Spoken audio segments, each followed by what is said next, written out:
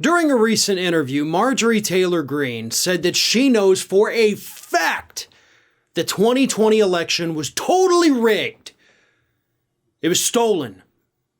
Donald Trump clearly won. She just doesn't know how it happened. Not in like, oh my God, I don't know how this happened, but literally she doesn't know how it was stolen, even though she insists, like I said, that it is a fact that it was stolen. Let me read her exact quote here. I proudly objected on January 6th. I would object again today because I know for a fact there was so much wrong in that election and I believe it was stolen. Do I know how? No, I don't know how. Then how do you know for a fact that it was stolen or rigged or whatever fancy word you want to use to describe it? If you're going to say something's a fact, you got to be able to back it up. Because it sounds to me like you're just buying into a conspiracy theory because, as you said, you don't know how it happened. It just did. Like the sun coming up every morning. I don't know how that happens, but it comes up. No, we know how the sun comes up, right? We have factual evidence that shows, right, that the Earth is spinning. So the sun is actually not necessarily coming up. It's the rotation of the Earth that makes it look like it's coming up over the horizon and then setting later in the day. Like we know those things because of facts. You can't just say something is a fact because you believe it so intensely. But that is effectively what this Republican Party, of course, the people who buy into this conspiracy, that's what they have.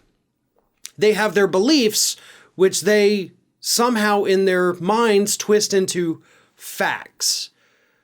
You can believe a thing, but that doesn't make it real. You know, there's lots of people out there that believe in Bigfoot or, you know, the paranormal or things like that, but without hard evidence, you can't state it as a fact, right? You gotta do that research. And speaking of the facts here, you say you believe that it was stolen. You say it's a fact it was stolen, but you don't know how. Doesn't Mike Lindell claim to have all the evidence, right? I mean, he even said recently that he's got even more evidence that he's going to bring forward. No, man, it's going to be a doozy, right? So why don't you just go talk to Mike Lindell? I think you guys are friends as far as I know. Like, call him up, text him, whatever. Be like, hey, Mike, MTG here. Could you maybe send me some of that evidence so I don't sound like such an idiot every time I do an interview? No, he can't because it doesn't exist. It's time for Republicans to move on, but of course they're never going to move on. And it's time for the rest of the Republican Party, by the way, to understand that these people who claim they do have the evidence, they're just, we're holding on to it. Giuliani, I think, did that recently too. Like, if they had it, folks, it would be public. If they had it and it was legitimate, it would be on every major news station across the country, possibly across the world. Hell, that might even be bigger news than Russia invading Ukraine right now.